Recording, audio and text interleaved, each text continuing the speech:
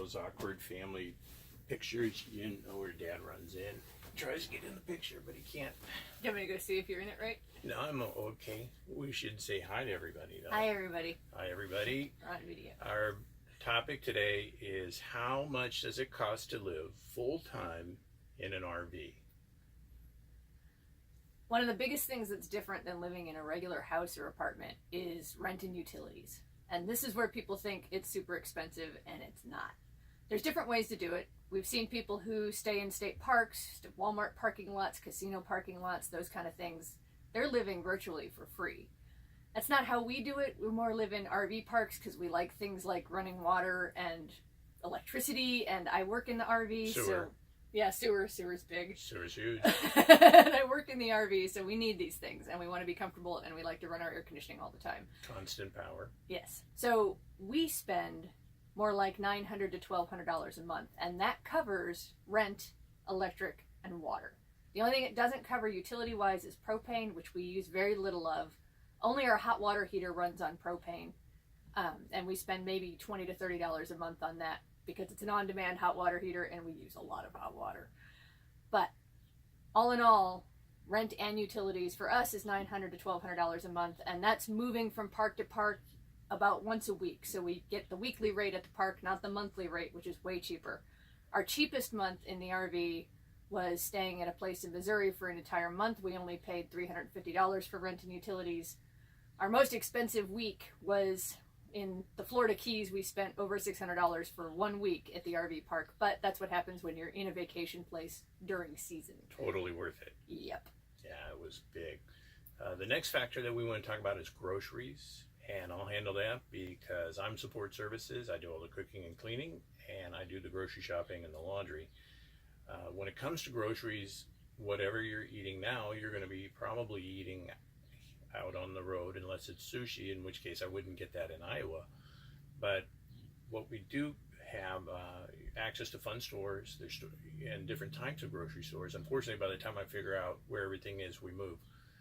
But your grocery bill is going to be the same. The only thing we do different now is I shop maybe twice a week, where in the past we would shop once a week, and that's just because our refrigerator is 9 cubic feet. And the bonus on that, we get fresh produce, and you don't throw a lot of stuff away because you just don't have a lot. I mean, you literally just don't have a lot of food in your refrigerator. Insurance? Oh, insurance, yeah. So insurance is going to be about the same as what you're paying now. We ended up saving money on insurance because when we moved into the RV full-time, we domiciled in South Dakota, and the zip code in South Dakota got us super cheap vehicle insurance. So Crazy cheap. Car insurance on our truck is super cheap.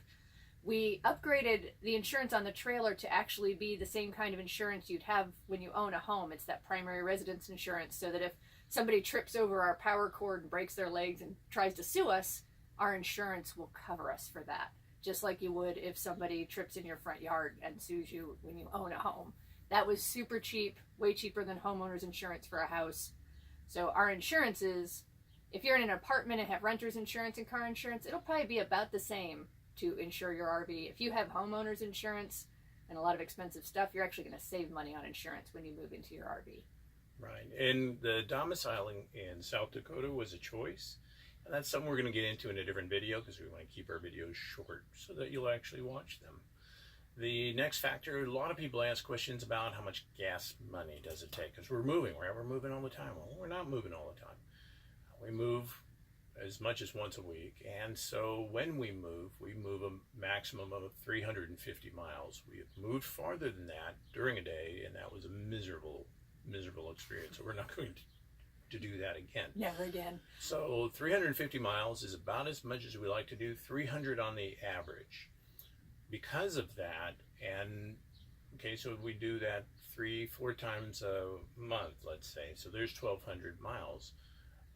Chances are we're only going to actually do it about 3 times a month because we kind of stay over a few extra days here and there. So that's maybe 600 miles or 700 miles. Well, you drive more than that going to and from work. Plus, once we're in a place, we're pretty close to the things we're going to see. If we want to see something specific, we're going to stay near it. In this case, we're in Davenport, Iowa. The things we wanted to see are pretty close. We went to the Antique Archaeology facility, American Pickers, their store in Iowa. We saw that. We went to the world's largest truck stop, and we're going to get into that too as far as the accidental tourist nonsense, because we have so much fun doing things we've never planned. But as far as moving around goes, I bet you we average about 12,000 miles a year, which puts us in that super low insurance category. And really, we just don't spend much money on gas at all. We wanted to talk about property taxes. You're killing me. We wanted to talk about where we do save money. Okay, before this, we were living in a house, and that house came with it extra utilities because it was larger. Came with it, if we were going to both have jobs in that house, we would have had a yard care person. Some people have a cleaning person. Yay for you.